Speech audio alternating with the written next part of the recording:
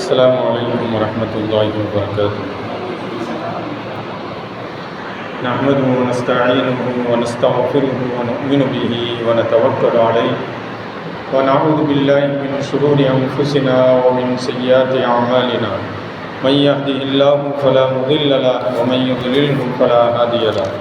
وأشهد أن لا إله إلا الله وحده لا شريك له وأشهد أن سيدنا ومولانا محمدا عبده ورسوله أرسله بالحق بشيرا ونذيرا وداعيا إلى الله بإذنه وسراجا منيرا. أما بعد،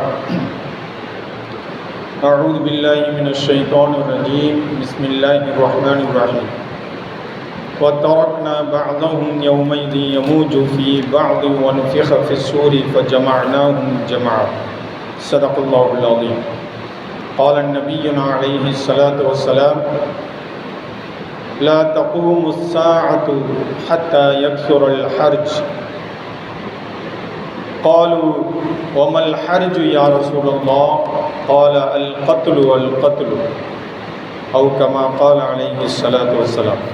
அளவிலா கருணையும் இணையில்லா கிருபையும் உடைய ஏக இறைவனை போற்றி புகழ்ந்தவனாகவும் இவ்வுலகிற்கு அழகிய முன்மாதிரியாகவும் சிறந்த அருட்படையாகவும் இறுதி தூதராகவும் அனுப்பப்பட்ட அண்ணலம் பெருமானார் முஹம்மது நபி ஸல்லல்லாஹு அலைஹி வஸல்லம் அவர்கள் மீதும் அவர்களது பரிசுத்தமான குடும்பத்தவர்கள் மீதும் அவர்கள் வலியுறுத்தி நடந்த சத்திய சஹாபாக்கள், தாபியீன்கள், தபா தாபியீன்கள், சுஹதாக்கள், நல்லடியார்கள், குறிப்பாக இந்த ஜும்மாவிலே இங்கே அமர்ந்திருக்கின்ற இன்னும் வர இருக்கின்ற நம் அனைவர் மீதும் இறைவனின் சாந்தியும் சமாதானமும் அருளும் என்றென்றும் நின்று நிலவட்டுமாக என்று பிரார்த்தனை செய்து கொள்கின்றேன்.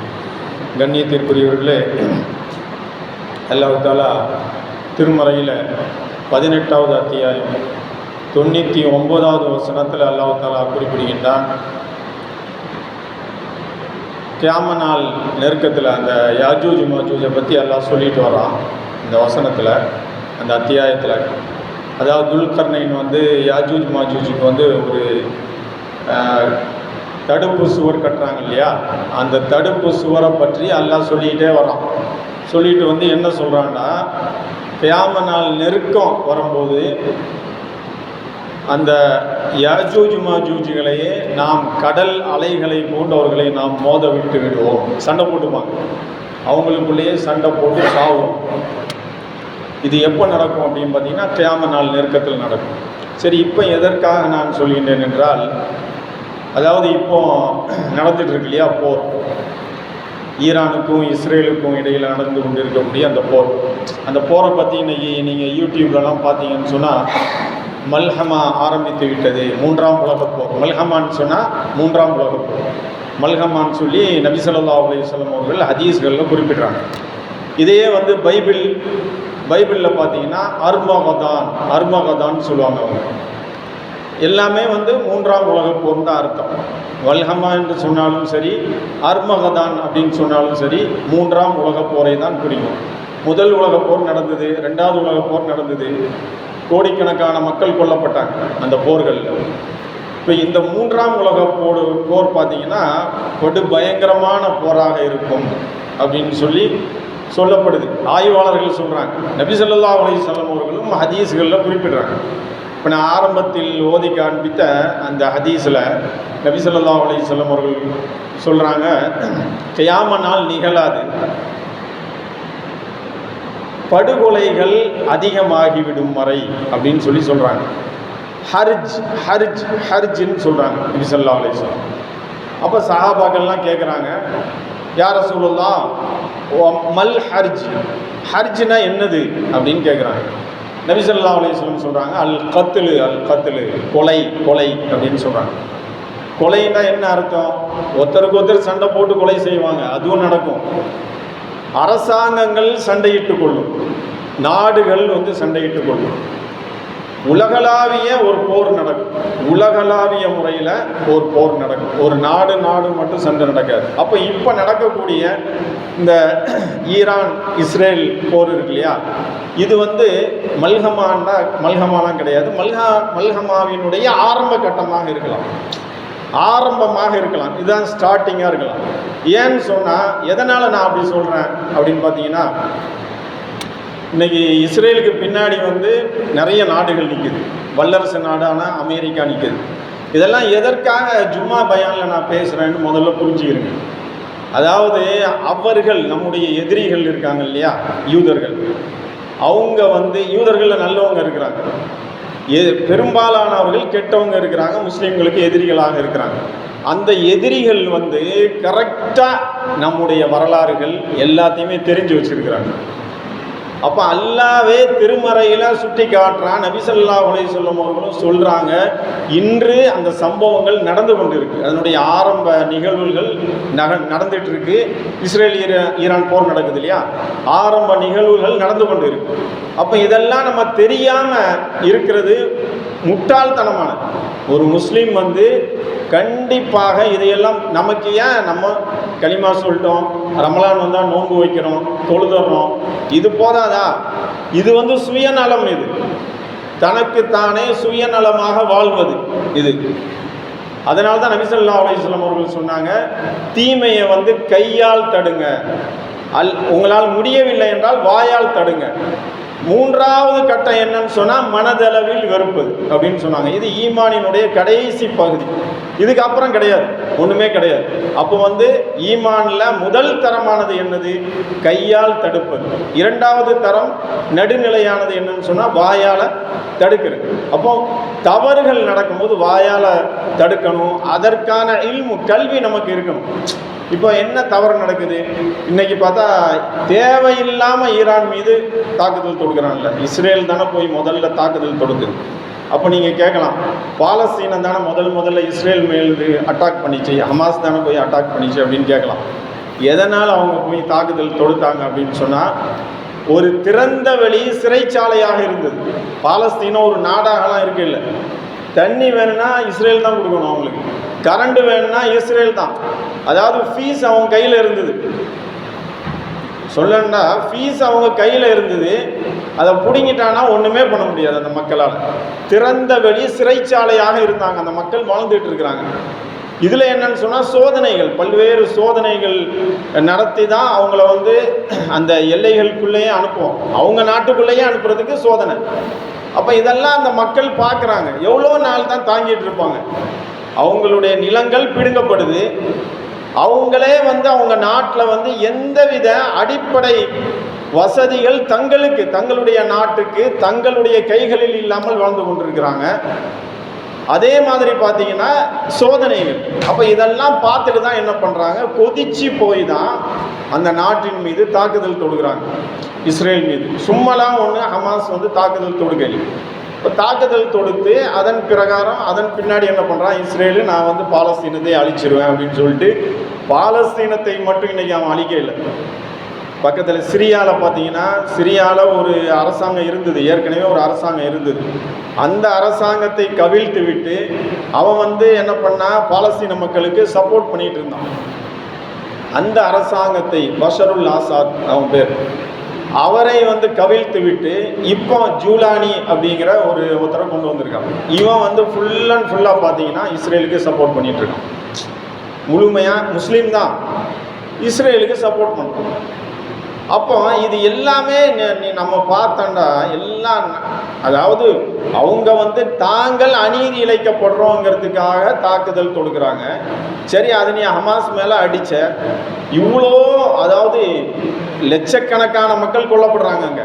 பெண்கள், குழந்தைகள், ஆஸ்பத்திரி, பள்ளிக்கூடம் எல்லாத்துலேயும் குண்டு போட்டு சாவடிக்கிறான். சரி, அதோட விட்டானா?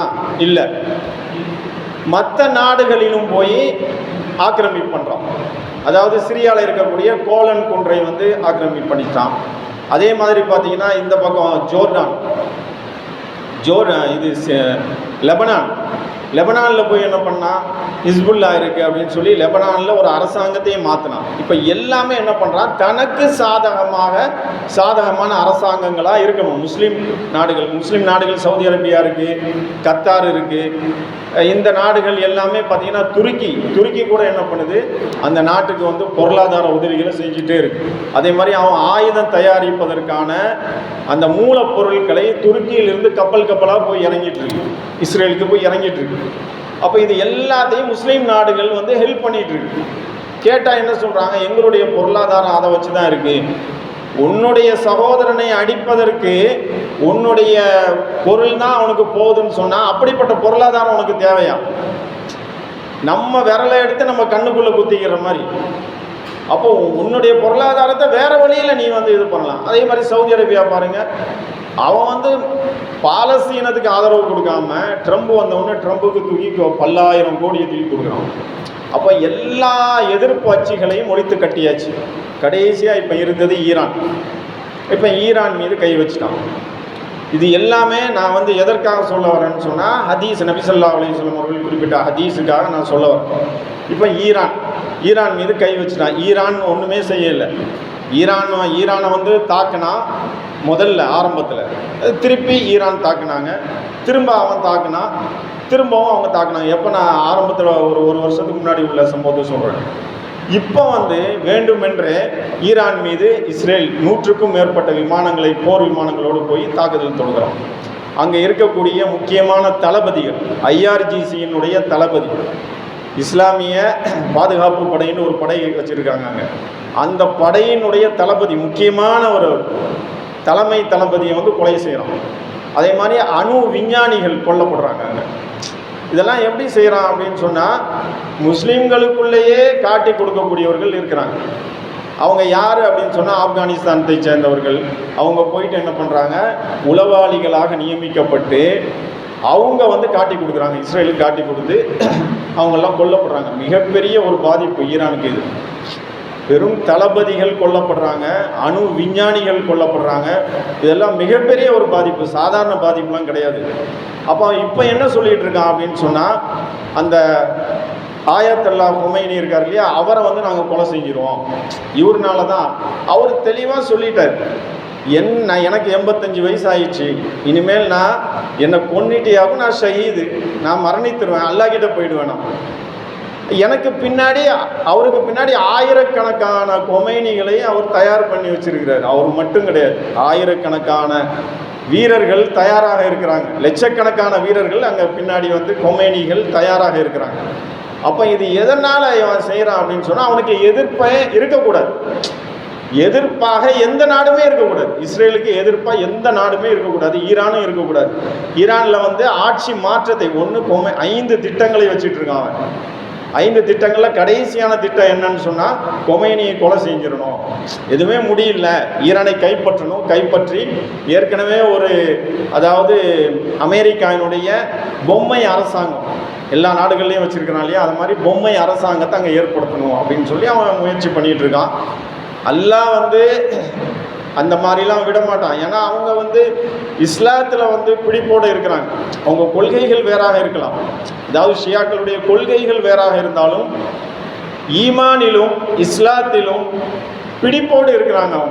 அவங்க அவர் என்ன சொல்கிறார், நான் கொல்லப்பட்டால் கூட பரவாயில்ல, எனக்கு பிரச்சனை இல்லை, ஈரானை ஒரு காலத்தில் நாங்கள் விட்டு கொடுக்க மாட்டோம், உன்னிடத்தில் நாங்கள் சரணடைய மாட்டோம். ட்ரம்ப் சொல்கிறாரு, நீ சரணடைஞ்சிரு அப்படின்னு, நாங்கள் சரணடைய மாட்டோம் அப்படின்னு சொல்கிறாரு. அப்போ இவன் என்ன பண்ணுறான், இவ்வளோ பெரிய அநீதி அட்டூழியங்களை இந்த இஸ்ரேல் செஞ்சிட்ருக்கு. பின்னாடி இருந்து பார்த்தீங்கன்னா அமெரிக்கா அவங்க சப்போர்ட் பண்ணுது, ஜெர்மனு, அது மாதிரி அந்த ஐரோப்பா நாடுகள் எல்லாமே ஃப்ரான்ஸு, இவங்க எல்லாம் சப்போர்ட் பண்ணுறாங்க. இந்த சைடில் பார்த்தீங்கன்னா ஈரான் இருக்குது. ஈரானுக்கு பின்னாடி ரஷ்யா இருக்குது. ரஷ்யா சப்போர்ட் பண்ணுது. வெளிப்படையாக அமெரிக்கா மாதிரி சப்போர்ட் பண்ணலைன்னா கூட ஆயுதங்கள், அவங்களுடைய ஆயுதங்கள் அவங்ககிட்ட இருக்குது. அதே மாதிரி பார்த்திங்கன்னா சைனா சப்போர்ட் பண்ணுது, வடகொரியா சப்போர்ட் பண்ணுது. அப்போ இந்த நாடுகள் இதெல்லாம் முஸ்லீம் நாடுகள் கிடையாது. இது எல்லாமே ரஷ்யாவில் இருக்கக்கூடியவர்கள் யார் அப்படின்னு பார்த்தீங்கன்னா கிறிஸ்தவர்கள் தான் பெரும்பாலும் இருக்கிறாங்க. அது என்ன கிறிஸ்தவர்கள், இதுலேயும் நம்ம தெரிஞ்சுக்கணும். நமக்கு ஒன்றுமே தெரியாது, எதுவுமே நமக்கு தெரியாது. கிறிஸ்தவர் அல்லாஹ் திருமறைகளை சொல்கிறான், முஃமின்களே, நீங்கள் யூதர்களையும் கிறிஸ்தவர்களையும் உங்களுடைய உற்ற தோழர்களாக ஆக்கிக் கொள்ளாதீர்கள், ஏனென்றால் அவர்கள் ஒருவருக்கொருவர் நண்பர்களாக இருக்கின்றார்கள். எந்த கிறிஸ்தவர் நம்ம பார்க்கணுமா இல்லையா? இப்போ இந்த குரான் வசனத்தை நம்ம ஓதுறோன்னு நமக்கு என்ன புரியும்? ஒன்றுமே புரியாது. எந்த கிறிஸ்தவர் அப்படின்னு நம்ம யோசிப்போம். இன்றைக்கி இருக்கக்கூடிய இங்கே இருக்கக்கூடிய கிறிஸ்தவர்கள்லாம் நம்முடைய எதிரிகளா அப்படின்னு சொன்னால் எல்லாருமே எதிரிகள் கிடையாது. சில பேர் இருக்கிறாங்க, நிறைய பேர் இருக்காங்க. அவங்க எப்படின்னு சொன்னால் இஸ்ரவேலுக்காக அவங்க வந்து பிரார்த்தனை பண்ணுறாங்க. இஸ்ரவேல் நன்றாக இருக்கணும், இஸ்ரேல் நன்றாக இருக்கணும் பிரார்த்தனை பண்ணுறாங்க அவங்க. அப்போ அல்லாஹ் என்ன சொல்கிறான் அப்படின்னு சொன்னால், யூதர்களோடு நெருங்கிய நட்பு வைத்திருக்கக்கூடிய கிறிஸ்தவர்கள். யூதர்களோடு நெருங்கிய நட்பு யார் வச்சுட்டு இருக்கிறாங்க? அமெரிக்கா வச்சுட்டு இருக்கிறாங்க. அமெரிக்காவில் இருக்கக்கூடிய எல்லா கிறிஸ்தவர்களும் கெட்டவங்களாண்டா இல்லை, அப்படிலாம் சொல்ல முடியாது. அந்த ஆட்சியாளர்கள், அந்த ஆட்சிக்கு பின்னாடி இருக்கக்கூடியவர்கள். அதே மாதிரி பார்த்தீங்கன்னா ஐரோப்பாவில் இருக்கக்கூடிய கிறிஸ்தவர்கள், அந்த ஆட்சியாளர்களுக்கு பின்னாடி இருக்கக்கூடியவர்கள். ஐரோப்பாவில் இருக்கக்கூடிய எல்லா கிறிஸ்தவர்களும் கெட்டவங்களாம் கிடையாது. ஒரு சகோதரர் வந்து ஜெர்மனுக்கு போனார். ஜெர்மன்லேருந்து அவர் வந்து ஃபோன் பண்ணிட்டு என்ன சொல்கிறார் அப்படின்னு சொன்னால், அவர் ஒரு பொருள் வாங்க போயிருக்கார். அவர் சாப்பிட்றதுக்காக ஒரு பொருள் ஒன்று வாங்க போகிறார். வாங்க போயிட்டு அந்த பொருளை அவர் வாங்கும்போது பக்கத்தில் இருக்கக்கூடிய பெண்மணி, அந்த பெண்மணி வந்து ஜெர்மன் நாட்டை சேர்ந்தவங்க. அவங்க சொல்கிறாங்களாம், இது வந்து இஸ்ரேல் ப்ராடக்ட்டு, நீங்கள் வாங்காதீங்க, உங்கள் உடம்பை கெடுத்துரும். எவ்வளோ தெளிவாக இருக்கிறாங்க பாருங்கள். அவங்க ஜெர்மனில் உள்ள கிறிஸ்தவர். அப்போ நான் எதுக்கு இதெல்லாம் சொல்கிறேன்னா, கிறிஸ்தவர்களில் நல்லவர்கள் இருக்கிறாங்க, எல்லா யூதர்களிலும் நல்லவர்கள் இருக்கிறாங்க. கெட்டவர்கள் சொன்னால் அந்த அரசாங்கங்கள் இருக்கு இல்லையா, அந்த அரசாங்கங்கள் அவர்களை சப்போர்ட் கூட, அவங்கள வந்து முழுமையாக அவங்களுக்கு சப்போர்ட் செய்யக்கூடியவர்கள். இப்போ இவங்க தான் நம்முடைய எதிரிகள். அப்படி பார்த்தா அமெரிக்கா அரசாங்கமும், அதே போன்று ஐரோப்பாவில் இருக்கக்கூடிய அரசாங்கங்களும், அங்கே இருக்கக்கூடிய அவங்களுக்கு சப்போர்ட் யாரெல்லாம் பண்ணுறாங்களோ அவங்களும் நம்முடைய எதிரிகள். அப்போ இப்போ பிரிஞ்சிருக்கு இல்லையா, ரெண்டாக பிரிஞ்சிச்சு பார்த்தீங்களா. இப்போ நான் சொன்ன மாதிரி, அதாவது ஈரானுக்கு பின்னாடி ரஷ்யா, சைனா ரெண்டுமே வந்து வல்லரசு நாடுகள். இஸ்ரேலுக்கு பின்னாடி இருக்கக்கூடிய அமெரிக்கா, பிரான்ஸு இதெல்லாம் வந்து வல்லரசு நாடுகள். இரண்டாக உலகம் பிரிஞ்சிருக்கு.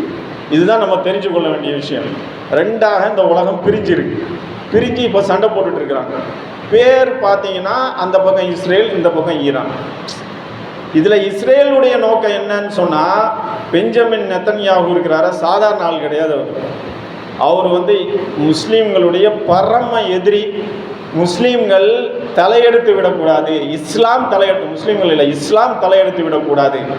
அல்லாஹ் திருமறையில் சொல்கிறான், யுரீதூன அன் யுத்ஃபிஊ நூரல்லாஹி பிஅஃப்வாஹிஹிம், தங்களுடைய வாய்களால் அல்லாஹ்வினுடைய ஒளியை ஊதி அணைத்து விட வேண்டும் என்று இவர்கள் நினைக்கின்றார்கள்.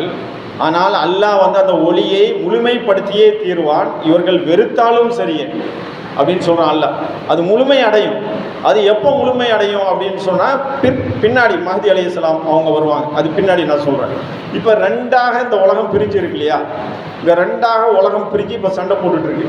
ஈரான் பேராலையும் இஸ்ரேல் பேராலையும் இப்போ சண்டை போட்டுட்டு இருக்கு. அப்போ நம்ம யாருக்கு சப்போர்ட் பண்ணணும்? ஷியா.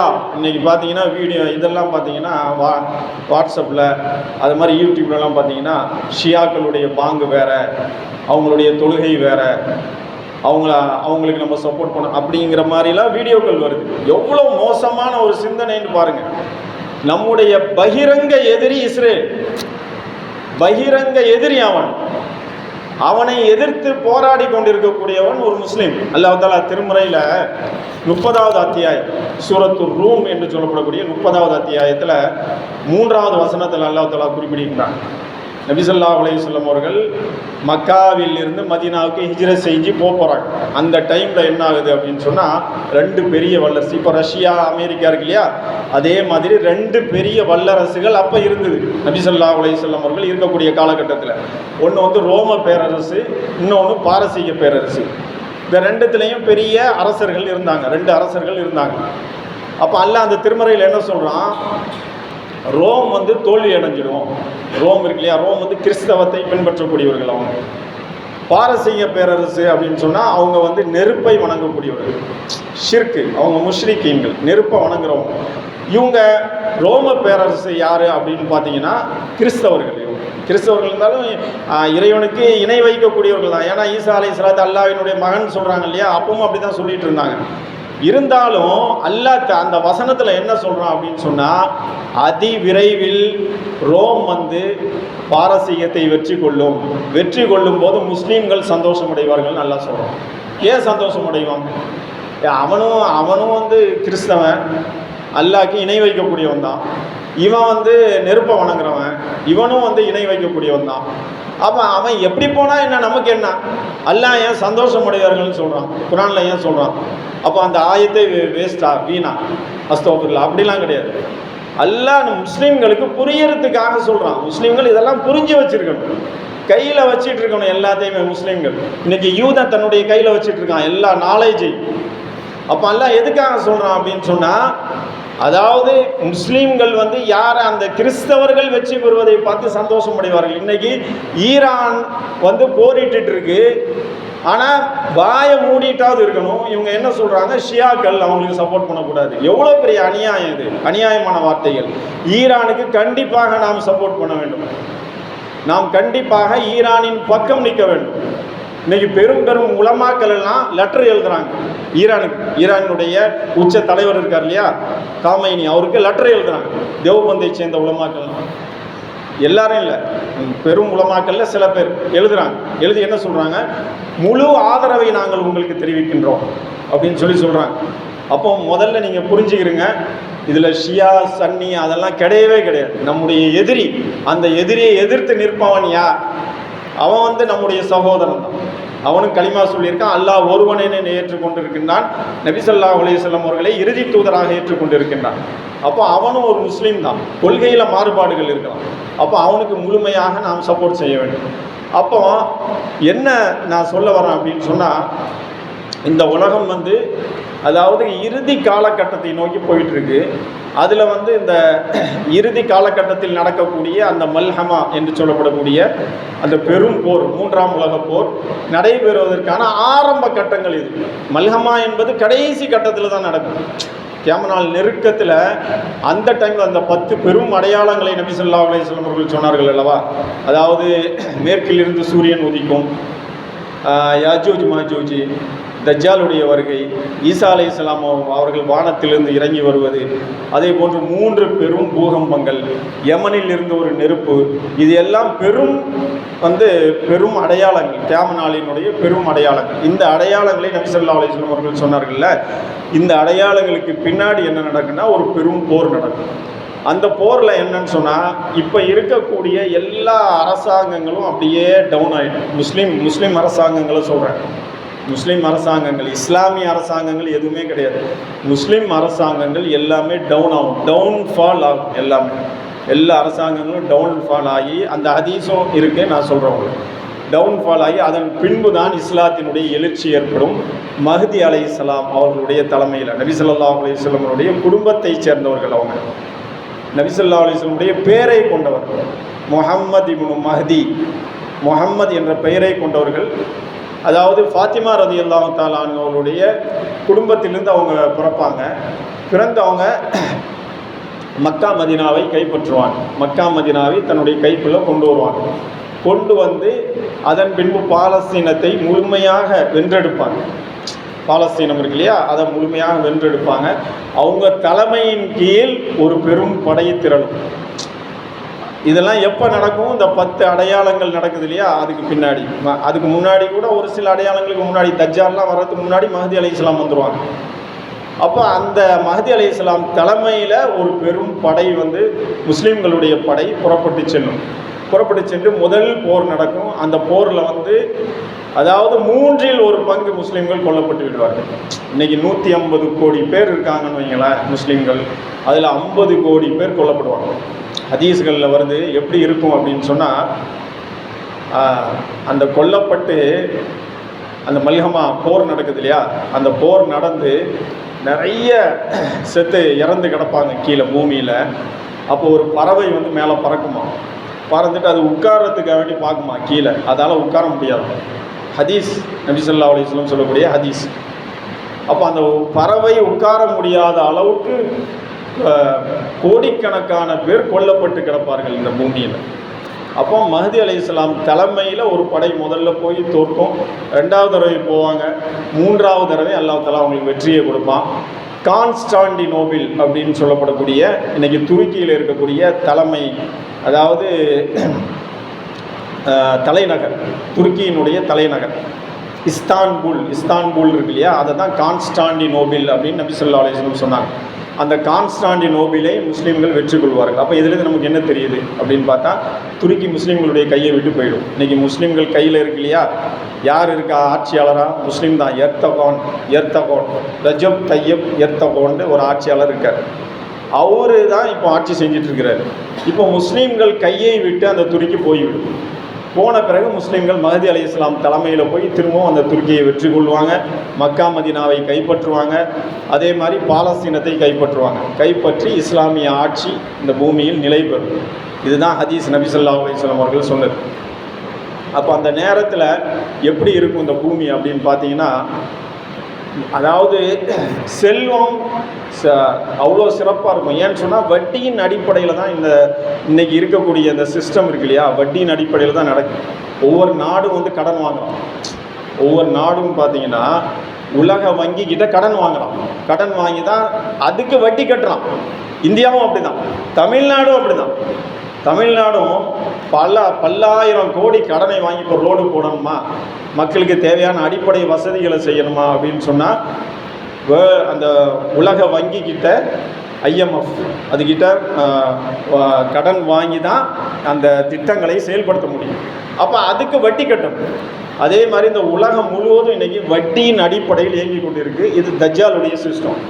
அப்போ இதையே அவங்க வந்து ஒழித்து கட்டுவாங்க. ஒழித்து கட்டி நீதியான ஒரு ஆட்சி, ஹலாலான முறையில் பொருளாதாரம், வட்டியின் அடிப்படையில் இருக்காது. அப்போ அந்த நேரத்தில் எப்படி இருக்குன்னா செழித்து இருக்கும். இந்த பூமியே செழிப்பாக இருக்கும். ஆனால் வட்டியே இருக்காதுல்ல. நம்மளே பார்க்குறோமாங்க, நம்ம ஒரு கடை வச்சுருக்கோம். ஹலாலான முறையில் நீங்கள் வியாபாரம் பண்ணி பாருங்கள். வருஷம் வருஷம் நீங்கள் வந்து அதுலேருந்து ஜக்காத்தை எடுத்து கொடுத்து பாருங்கள், பெருகிக்கிட்டே இருக்கும் உங்களுக்கு. வருஷம் வருஷம் நீங்கள் அந்த இதுலேருந்து கணக்கு பண்ணி கடன் போக மீதி எவ்வளோ இருக்குது, அது வந்து அந்த வட்டி அந்த ஜக்காத்து கொடுக்குற அளவுக்கு அது வந்துச்சா அப்படின்னு பார்த்து நீங்கள் ஜக்காத்தை எடுத்து கொடுத்து பாருங்களேன். அடுத்த வருஷம் அதை விட அதிகமாக தான் ஆகும். நம்ம பொருளாதாரம், நம்முடைய அந்த சரக்கு கடையில் வச்சுருக்கக்கூடிய சரக்கு இன்னும் அதிகமாக தான் ஆகும், கம்மியாக ஆகவே ஆகாது.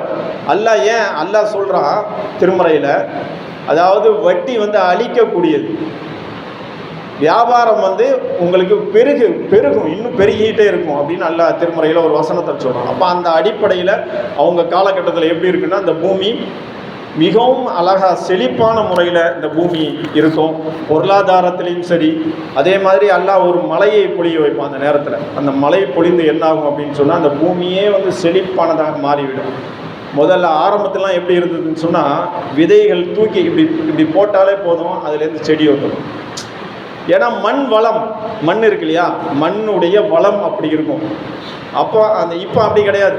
இப்போ எல்லாம் கெமிக்கல் போட்டு அந்த கெமிக்கலை போட்டு என்ன ஆயிடுச்சு அப்படின்னு சொன்னால் 10 வருஷம் 15 வருஷம் ஆகும் அந்த கெமிக்கலை எடுக்கிறதுக்கு. அப்போ அல்லாஹ் ஒரு மலையை பொழிய செய்து இந்த பூமியை வந்து பரிசுத்தமானதாக மாற்றி விடுவான், எந்த கெமிக்கலும் இருக்காது. அப்போது ஹதீஸில் நபி ஸல்லல்லாஹு அலைஹி வஸல்லம் அவர்கள் சொல்கிறாங்க, ஒரு மாதுளம்பழம் இவ்வளோண்டு இருக்குது. நம்ம இப்போ பார்க்குறோம் மாதுளம்பழம் எவ்வளோ பெருசாக இருக்கும் அப்படின்னு சொன்னால் ஒரு பெரும் கூட்டமே அந்த மாதுளம்பழத்தை சாப்பிடுவாங்க, ஹதீஸில் வருது. அப்போ அந்த அளவுக்கு பரக்கத்து நிறைந்ததாக இருக்கும்.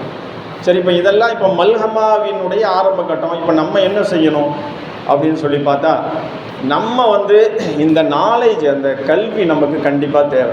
நம்முடைய எதிரிகள் வந்து எங்கேயோ போயிட்டான், டெக்னாலஜிலையும் சரி, அறிவியல்லையும் சரி, அது மாதிரி வரலாறுகள் எல்லாத்தையும் அவன் தெரிஞ்சு வச்சுருக்கான். அவன் தெரிஞ்சு வச்சுக்கிட்டு தான் இன்றைக்கி ஒவ்வொரு நாட்டையும் அவன் வந்து அடிச்சுட்டு இருக்கான். ஆனால் முஸ்லீம்கள் எப்படி இருக்கும், ஒன்றுமே தெரியாது, எதுவுமே தெரியாது. நமக்கு என்ன மிஞ்சி போனால் தொழுவேன், ரமலானில் நோன்பு வைப்பேன், இது மட்டும் பத்தாதுங்க, இதுவும் வேணும். அதுக்காக தொழுகை ஃபஸ்ட்டு ஸ்டார்டிங் வந்து தொழுகை, அது வந்து தூண்கள், 5 தூண்கள், தொழுகை, நோன்பு, ஜக்காத்து, ஹஜ்ஜி, 5 தூண்கள். அதை நிலைநாட்டி விட்டு அதற்கு அப்புறம் நமக்கு நாலேஜ் இருக்கணும். அந்த நாலேஜை வைத்து தான் நம்ம வந்து எல்லாத்தையும் நம்ம தெரிஞ்சு கொள்ளலாம். இன்றைக்கி என்ன நடக்குது, உலகத்தில் என்ன நடந்துகிட்ருக்கு, இன்றைக்கி ஈரான் இஸ்ரேல் போர் எதற்காக நடந்துகிட்ருக்கு, இதுக்கும் நமக்கு என்ன சம்பந்தம், ஏதோ அவன் போர் செய்கிறான்பா நம்ம தொழுதுக்கலாம், அப்படிலாம் நம்ம இருக்க முடியாது. நம்ம கியாம நாளை நோக்கி நெருங்கி கொண்டு இருக்கின்றோம். மல்ஹமாவை நோக்கி, மூன்றாம் உலக போரை நோக்கி நெருங்கி.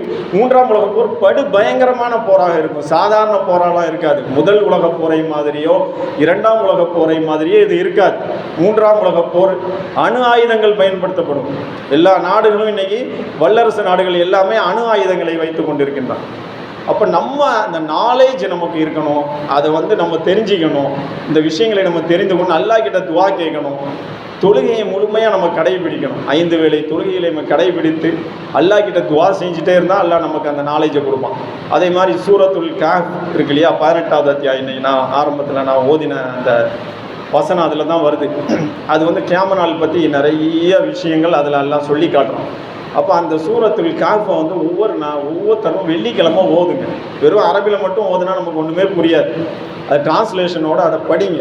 ஒரு பக்கத்தையாவது படிங்க, இல்லை ஒரு ஆயத்தையாவது ஒரு நாளைக்கு ஒரு ஆயத்தை படித்து பாருங்கள். இது என்ன சொல்கிறான் அல்லாஹ் அப்படின்னு சொல்லி படித்து பாருங்கள். தஃப்சீர் கூட வந்திருக்காங்க, தஃப்சீரை எடுத்து பாருங்கள். படிச்சிங்கன்னா உங்களுக்கு புரியும் கியாம நாள் நம்ம எவ்வளோ நெருக்கத்தில் இருக்கோம், இந்த போர்கள்லாம் எதற்காக நடந்து கொண்டு இருக்குது அப்படிங்கிறது உங்களுக்கு தெரியும். அப்போ ஒரே ஒரு அந்த ஹதீஸை மட்டும் நான் சொல்லிட்டு முடிச்சுக்கிறேன். நபி ஸல்லல்லாஹு அலைஹி வஸல்லம் அவர்கள் ஒரு ஹதீஸில் சொல்கிறாங்க. என்ன சொல்கிறாங்க அப்படின்னு சொன்னால், பைத்துல் முகத்தஸினுடைய எழுச்சி, பைத்துல் முகத்தஸ் எழுச்சி பெறுவது யஸ்ரிபினுடைய வீழ்ச்சிக்கான ஒரு அடையாளமாக இருக்கும். யஸ்ரிப்னா என்னது? மதீனா.